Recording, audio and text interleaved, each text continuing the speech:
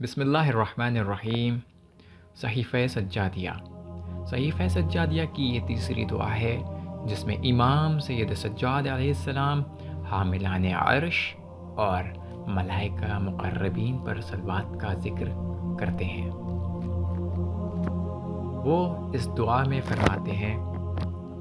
خدایا، یہ تیرے حاملان عرش جو تیری تسبیح پر سستی نہیں کرتے ہیں اور تیری پاکیزگی کے اعلان سے تھکتے نہیں ہیں، تیری عبادت سے جدا نہیں ہوتے ہیں، اور اسرافیل جو صاحب سور ہیں اور نگاہیں اٹھائے تیرے اذن اور حکم کے آنے کا انتظار کر رہے ہیں تاکہ سور کو پھونک کر انہیں چونکا دیں جو مر کر قبروں میں اسیر ہو گئے ہیں، اور جبریل جو تیرے وحی کے امین، تیرے آسمانوں میں قابل اطاعت، تیری بارگاہ کے مقیم، تیری جانب کے مقرب، اور وہ روح ہیں جو تیرے حجابوں میں رہنے والے فرشتوں سے بلند تر ہیں، اور وہ روح ہیں جو تیرے امر کا نتیجہ ہے۔ خدایا، ان سب پر اور ان کے کمتر درجے کے فرشتوں پر بھی جو آسمانوں کے ساکن اور تیرے پیغاموں کے امانت دار ہیں اور ایسے بعمل ہیں کہ مسلسل عمل سے تھکتے نہیں ہیں اور مشقت و فتور سے عاجز نہیں ہوتے ہیں، انہیں خواہشات تیری تسبیح سے غافل نہیں کرتی ہیں اور غفلتیں تیری تعظیم سے الگ نہیں کرتی ہیں، ان کی نگاہیں ہمیشہ نیچی رہتی ہیں، وہ تیری طرف نظر کرنے کی ہمت بھی نہیں کرتے ہیں اور اپنی ٹھٹیوں کو جھکائے ہوئے ہیں، انہیں تیرے انعام کی خواہش ایک مدت سے ہے، تیری نعمتوں کی یاد نے انہیں احساس کمزوری میں مبتلا کر دیا ہے، اور تیری عظمت اور جلالت کبریائی کے سامنے ان کا سر جھکا ہوا ہے۔ ان کا حال یہ ہے کہ جب جہنم کو اہل معصیت پر بھڑکتے دیکھتے ہیں تو کہتے ہیں کہ مالک تو پاک و پاکیزہ ہے، ہم تیری عبادت کا حق ادا نہیں کر سکے۔ خدایا، ان پر اور اپنے ملائکہ کے تمام روحانی افراد پر اور اپنے تقرب والوں پر اور اپنے غیب کو رسولوں تک پہنچانے والے اور اپنی وحی کے امانت داروں پر اور فرشتوں کے تمام قبائل پر رحمت نازل فرما جن کو تو نے اپنی ذات کے لیے مخصوص کیا ہے اور اپنی تقدیس کی بنا پر کھانے پینے سے بے نیاز کر دیا ہے، اور اپنے آسمانوں کے طبقات کے اندر ساکن بنا دیا ہے، اور ان فرشتوں پر بھی نازل فرما جو آسمان کے کناروں پر ہوتے ہیں اور جن پر تیرے وعدے کے اتمام کا امر نازل ہوتا ہے، اور بارش کے خزانے داروں پر بھی اور بادلوں کو ہنکانے والوں پر بھی، اور اس فرشتے پر بھی جس کی ڈانٹ سے بادلوں کی گرج سنی جاتی ہے، اور جب اس کی آواز کے ساتھ بادل چلتے ہیں تو گرنے والی بجلیوں کی چمک دکھائی دیتی ہے، اور برف کے ٹکڑوں اور اولوں کے لانے والوں پر اور بارش کے قطروں کے ساتھ نازل ہونے والوں پر اور ہواؤں کے خزانوں کی نگرانی کرنے والوں پر اور پہاڑوں پر موکل کیے جانے والوں پر جن کی وجہ سے پہاڑ اپنی جگہ سے ہلتے نہیں ہیں، اور جن کو پانی کے وزن سے باخبر کیا ہے، اور ان جگہوں کا پیمانہ بتایا ہے جہاں سے موسلا دھار بارش اور تلاطم خیز برسات کا پانی پہنچتا ہے، اور اپنے نمائندہ فرشتوں پر جو زمین کی طرف ناپسندیدہ بلا کا پیغام ہوتے ہیں یا پسندیدہ فراخی معیشت کا، اور ان سفیروں پر جو محترم اور نیک کردار ہیں، اور ان محافظوں پر جو اعمال کے لکھنے والے اور مکرم ہیں، اور ملک الموت اور ان کے ساتھیوں پر، اور منکر و نکیر و مبشر و بشیر پر، اور رومان پر جس سے قبروں کی آزمائش کا کام لیا جاتا ہے، اور بیت معمور کا طواف کرنے والوں پر، اور مالک دروغہ جہنم اور اس کے تمام خزانے داروں پر،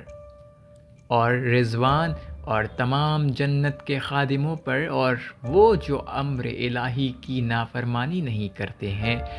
اور وہی کرتے ہیں جو حکم دیا جاتا ہے، اور جو اہل جنت سے کہتے ہیں کہ تم پر سلام ہو کہ تم نے صبر کیا ہے اور انجام کار تمہارے لیے بہترین گھر ہے، اور ان جہنم کے نگہبانوں پر کہ جنہیں جب حکم دیا جائے گا کہ مجرموں کو پکڑ کر زنجیر میں جکڑ لو اور جہنم میں جھونک دو تو فوراً دوڑ پڑیں گے اور ایک لمحے کی مہلت نہیں دیں گے، اور ان فرشتوں پر جن کا ذکر ہم نے نہیں کیا ہے اور ان کی منزلت سے ہم آشنا نہیں ہیں، اور نہیں معلوم کہ تو نے انہیں کیا ذمہ داری دی ہے، اور ہوا، زمین اور پانی کے تمام رہنے والوں پر، اور جو پیدائش پر معمور کیے گئے ہیں، ان سب پر اس دن رحمت نازل کرنا جب ہر نفس اپنے حقانے والے اور گواہ کے ساتھ حاضر ہوگا، اور خدایا ان پر وہ صلوات نازل کرنا جو ان کی کرامتوں پر کرامت اور ان کی طہارتوں پر طہارت کا اضافہ کرتے، خدایا، اور جب اپنے ملائکہ اور نمائندوں پر رحمت نازل کرنا تو ہماری صلوات کو ان تک پہنچانا اور ان پر رحمت نازل فرمانا ان کلمات کے عوض جو تو نے ان کے بارے میں حسن قول کے سلسلے میں ہم پر منکشف کیے ہیں کہ تو جواد بھی ہے اور کریم بھی۔ امام سجاد علیہ السلام نے اس دعا میں ملائکہ کے طبقات، اقسام، ان کے درجات کے بارے میں گفتگو کی ہے۔ امام سے پہلے اگر کسی نے اتنی تفصیل سے ملائکہ کے بارے میں گفتگو کی ہے تو وہ امام علی علیہ السلام ہیں۔ امام علی علیہ السلام کے خطبات اس بات کے شاہد ہیں، جسے نہج البلاغہ میں ہم اور آپ دیکھ سکتے ہیں۔ امام سجاد اس دعا میں 10 ملائکہ کا نام لے کر ذکر کرتے ہیں، اور ان کے نام یہ ہیں: جبرائیل، میکائیل، اسرافیل، ملک الموت، منکر نکیر، روح، رومان، رضوان، مالک۔ اور یہ 4 ملائکہ جن کا نام جبرائیل، میکائیل، اسرافیل، عزرائیل، جن کے آخر میں ایل ہے، یہ تمام ملائکہ میں سب سے زیادہ افضل ہیں، سب سے زیادہ ان کا رتبہ ہے۔ قرآن مجید میں اور حدیثوں میں ملائکہ فرشتوں کے صفات، خصوصیات، اعمال، ان کے کام، ان کے فرائض اور ان کے درجات کے بارے میں آیا ہے۔ اس کے علاوہ ہم یہ بھی بتانے کی کوشش کریں گے کہ ان کی سزا کیا ہے، ان کی غذا کیا ہے، ان کی موت کیسے ہوتی ہے، انسان افضل ہے یا فرشتہ افضل ہے، کیا فرشتے شادی کرتے ہیں اور ان کے بچے بھی ہوتے ہیں، انسان کی تعداد زیادہ ہے یا پھر ملائکہ کی، یا فرشتوں کا انسان سے کیا کنیکشن ہے۔ ایک سوال ہوتا ہے، سب سے پہلی مخلوق کون تھی؟ کیا ملائکہ تھی؟ تو اس کا جواب یہ ہے کہ ملائکہ سب سے پہلی مخلوق ہیں کہ جنہیں خداوند متعال نے خلق کیا ہے، کیونکہ ہماری احادیث میں آیا ہے کہ فرشتوں کی خلقت حضرت رسول اکرم صلی اللہ علیہ وآلہ وسلم اور ائمہ طاہرین علیہم السلام کے نور کی خلقت کے بعد وجود میں آئی ہے۔ اور فرشتوں میں بھی سب سے پہلے جس فرشتے نے جناب آدم کو سجدہ کیا اس فرشتے کا نام جبرائیل ہے، جنہوں نے حضرت آدم پر سجدہ کیا اور اس کے بدلے میں انہیں یہ فخر حاصل ہوا کہ انبیاء علیہ السلام خاص کر خاتم الانبیاء صلی اللہ علیہ وآلہ وسلم پر وحی نازل کرنے کے مامور بن گئے۔ اور ملائکہ کے وجود کے بارے میں عقیدہ رکھنا ان مسائل میں سے ہے جن پر قرآن مجید تاکید کرتا ہے۔ وہ فرماتا ہے پیغمبر صلی اللہ علیہ وآلہ وسلم ان سب پر ایمان لے آئے ہیں جو ان کے پروردگار کی جانب سے ان پر نازل ہوا ہے، اور تمام مؤمنین بھی خدا، فرشتے، الہی کتابوں اور اس کے تمام رسولوں پر ایمان لے آئے ہیں۔ فرشتے بے شک ملائکہ اور فرشتوں کے لیے عقل، شعور، ایمان، اخلاص اور عصمت ثابت ہے۔ فرشتے خدا کے محترم بندے ہیں، جیسا کہ ارشاد خداوندی ہے۔ وہ قرآن مجید میں فرماتا ہے بلکہ وہ سب اس کے محترم بندے ہیں۔ توریت میں بہت سے مقامات پر فرشتوں کو خدا کہا گیا ہے، جو نہ صرف یہ کہ شرک ہے بلکہ اس وقت کے توریت میں تحریف کی دلیل بھی ہے، لیکن قرآن مجید اس طرح کے الفاظ سے پاک ہے، کیونکہ قرآن میں ان کے لیے مقام بندگی، عبادت اور حکم خدا کی تعمیل کے علاوہ کچھ نہیں ملتا ہے۔ قرآن مجید اور حدیثوں میں اور دعاؤں میں ان کے بارے میں کچھ خصوصیات اور ان کی بہت سی ذمہ داریاں بیان کی گئی ہیں۔ مثلا فرشتے عاقل اور باشعور مخلوق ہیں، ان میں اختیارات بھی پائے جاتے ہیں اور وہ خواہشات بھی رکھتے ہیں، جیسا کہ امام نے اس دعا میں فرمایا، اور تیری تسبیح سے نفسانی خواہش انہیں نہیں روکتی ہے، لیکن وہ سب کے سب فرمان الہی کے سامنے تسلیم اور کبھی بھی معصیت اور نافرمانی نہیں کرتے ہیں، اور خدا کے ارادے کے بغیر ارادہ نہیں کرتے ہیں، اور کسی کام کو انجام نہیں دیتے ہیں لیکن خدا نے اس کی اجازت دی ہو۔ بعض کے اوپر خداوند عالم کی جانب سے کچھ مہم وظائف اور مختلف قسم کی بہت سی ذمہ داریاں ہیں۔ ان میں سے کچھ یہ ہیں، ان میں سے ملائکہ کا ایک گروہ عرش کو اٹھائے ہوئے ہے اور ایک گروہ قبض روح کرتا ہے، ایک گروہ انسانوں کے اعمال کا نگران ہے، کچھ فرشتے خطرات سے انسان کی حفاظت کرتے ہیں، اور ایک گروہ مومنین کے لیے جنگ کے میدان میں الہی مدد کرتے ہیں۔ کچھ فرشتے عذاب اور سرکش قوموں کو سزا دیتے ہیں، ان کے لیے وہ موجود ہیں، اور بعض فرشتے وہی مبلغ انبیاء کو الہی پیغام پہنچاتے ہیں اور ان کے لیے آسمانی کتابیں لاتے ہیں۔ کچھ ملائکہ بہشت کے دروازوں پر مقرر ہیں اور کچھ دوزخ کی پاسبانی پر۔ فرشتوں کے درجات مختلف ہیں اور سب ایک رتبے کے نہیں ہیں، وہ کبھی انسان کی صورت میں یا دیگر صورتوں میں انبیاء علیہ السلام یا شائستہ انسانوں کے سامنے ظاہر ہوتے ہیں، جیسے جناب مریم، جیسے حضرت جبرائیل جو داہیہ قلبی کی صورت میں نازل ہوئے، جو فرشتے امتحان لینے کے لیے حضرت داؤد پر نازل ہوئے وہ 2 انسانوں کی شکل میں تھے، یا جو فرشتے حضرت ابراہیم اور حضرت لوط علیہ السلام پر نازل ہوئے وہ مہمانوں کی عنوان سے تھے، اور جو ہاروت و ماروت فرشتے تھے وہ ایسے فرشتے تھے جو سحر کو باطل کرنے کے لیے یا سحر سکھانے کی غرض سے نازل ہوتے تھے۔ انسان کا فرشتوں سے ایک گہرا تعلق اور کنیکشن ہے۔ انسان شیاطین، جنات اور حشرات الارض یا پھر دوسری مصیبت و بلاؤں وغیرہ سے گھرا ہوا ہے، لہٰذا اللہ نے اس کی حفاظت کے لیے انہی فرشتوں کو انسان کے لیے معین کر دیا، اور وہ ان چیزوں سے انسان کی ہر پل، ہر وقت، ہر لمحے حفاظت کرتے رہتے ہیں۔ ملائکہ کا انسان کی زندگی میں ایک اہم رول ہے۔ جب انسان بیمار ہوتا ہے تو اللہ ملائکہ سے کہتا ہے ان کے گناہ نہ لکھو۔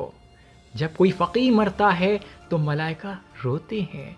جو شخص سورہ یاسین پڑھ کے سوئے تو 1000 ملائکہ اس کو شیطان کے شر اور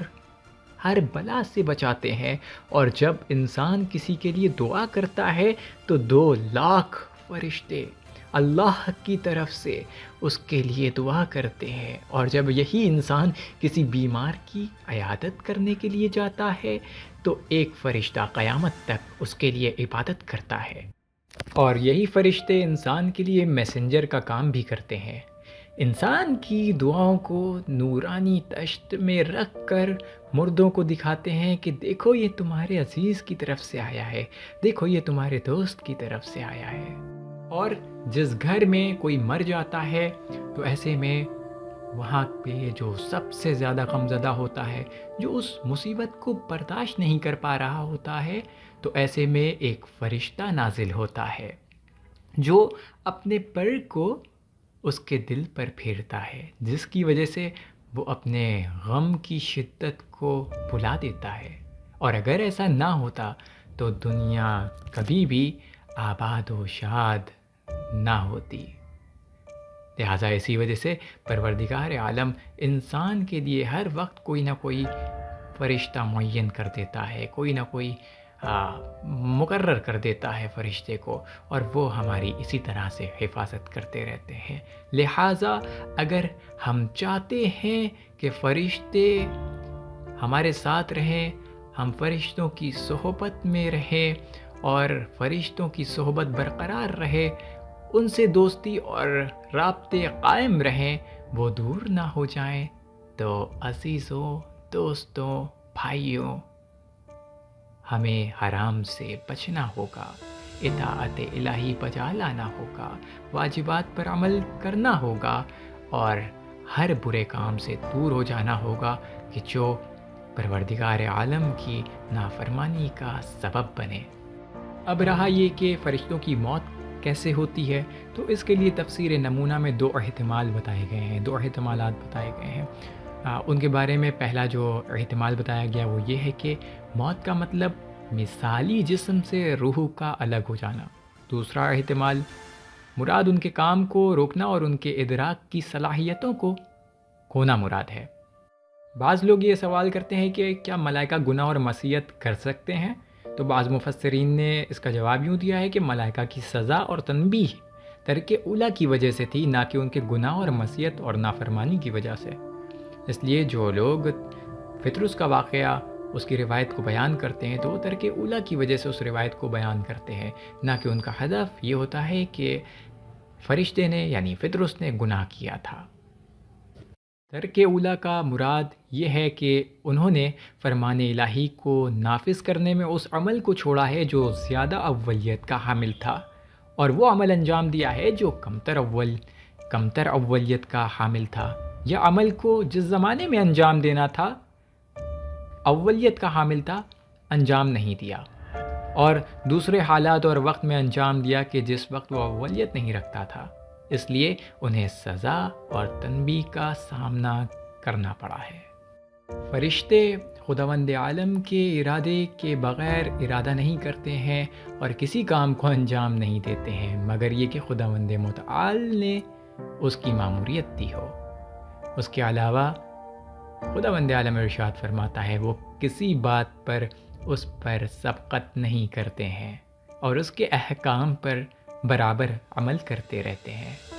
اسی وجہ سے فرشتوں کے عالم میں نہ کوئی جزا ہے اور نہ اجر، نہ کوئی ثواب ہے اور نہ عذاب۔ اور فرشتوں کی غذا کے بارے میں بات کی جائے تو خود امام جعفر صادق علیہ السلام ارشاد فرماتے ہیں کہ فرشتے نہ کھانا کھاتے ہیں اور نہ پانی پیتے ہیں اور نہ ہی شادی کرتے ہیں، بلکہ وہ نسیم عرش الہی کی وجہ سے زندہ ہیں۔ جیسا کہ امام سید سجاد علیہ السلام خود اس دعا میں فرماتے ہیں کہ پروردگار عالم نے انہیں اپنی تقدیس کی بنا پر کھانے پینے سے بے نیاز کر دیا ہے۔ آپ نے ملائکہ فرشتوں کے مقام، مرتبے اور ان کے درجات کے بارے میں جان لیا کہ وہ خدا سے کتنا نزدیک ہیں، ان کے کام کیا کیا ہیں۔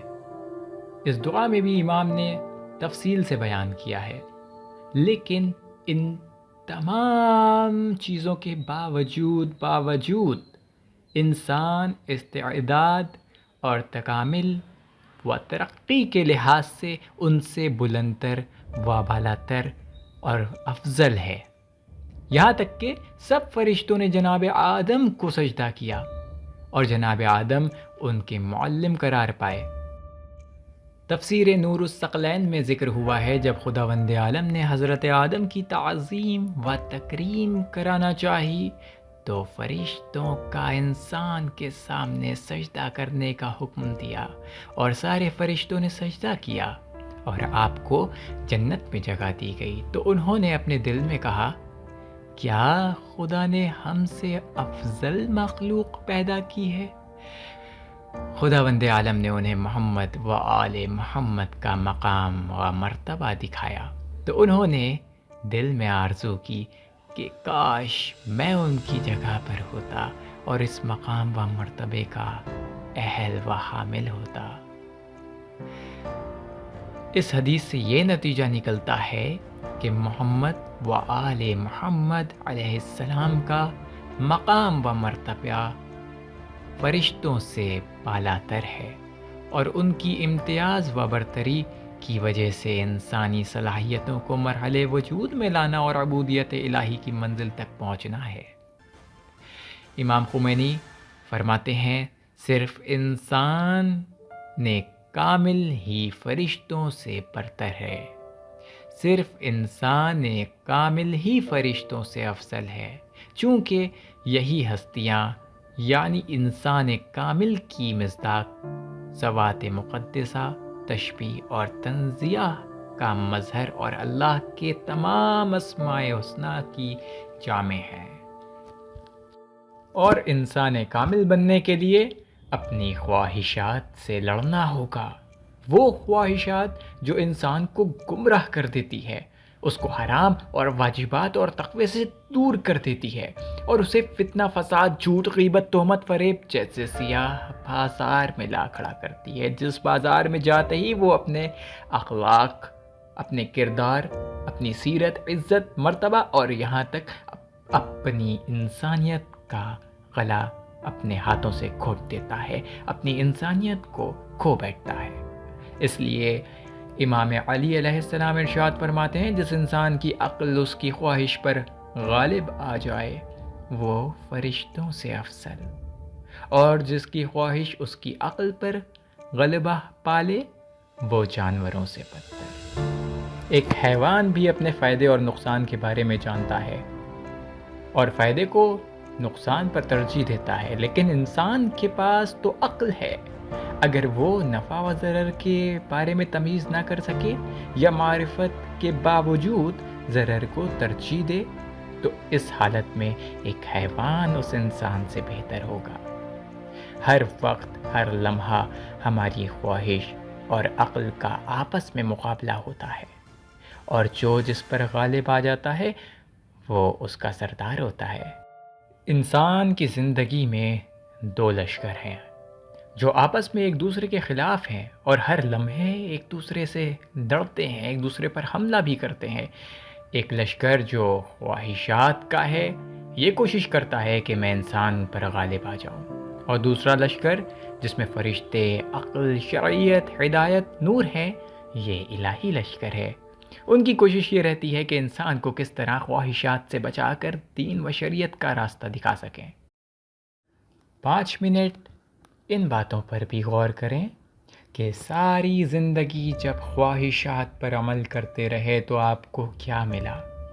اور دیکھیں کہ گناہوں اور نافرمانیوں کی بنا پر کتنا نقصان اٹھانا پڑا اور کتنی ذلتیں سہنا پڑی۔ ایک لقمے نے کتنے لقموں سے محروم کر دیا، ایک لذت نے کتنی لذتوں سے دور کر دیا۔ کتنی ہی خواہشات اور شہوتیں ایسی ہیں جو انسان کی شان و شوکت کو مٹی میں ملا دیتی ہیں، اس کا سر جھکا دیتی ہیں، اس کی نیک نامی کو بدنامی میں بدل دیتی ہیں، اس کی رسوائی کا سامان فراہم کرتی ہیں اور اس کے وجود کو ایسی ذلت سے لت پت کر دیتی ہیں جسے پانی سے بھی دھو کر صاف نہیں کیا جا سکتا۔ مگر کیا کیا جائے کہ انسان خواہش پرست کی آنکھیں اندھی ہو چکی ہوتی ہیں۔ فرشتے سے بڑھ کر ہے انسان بننا، مگر اس میں لگتی ہے محنت زیادہ۔ لیکن کوئی بات نہیں، ایک بات نقل کرتے ہیں، زندگی کے کسی بھی مرحلے میں ہم اپنے آپ سے یہ سوال پوچھیں کہ کیا میں اپنا طرز زندگی اور اپنی روش بدلنے کے لیے تیار ہوں؟ کیا میں اپنا آپ بدلنے کے لیے تیار ہوں؟ اگر دنیا میں ہماری زندگی کا ایک دن بھی گزرے ہوئے دنوں کی طرح گزر گیا تو یہ حسرت کا مقام ہے۔ ہر لمحے، ہر آن، ہر سانس کے ساتھ ہی اپنی تجدید کرتے رہنا چاہیے، نیا جنم لیتے رہنا چاہیے، اور نیا جنم لینے کے لیے ایک ہی طریقہ ہے، موت سے پہلے مر جانا۔ ایک ہی طریقہ ہے، موت سے پہلے مر جانا۔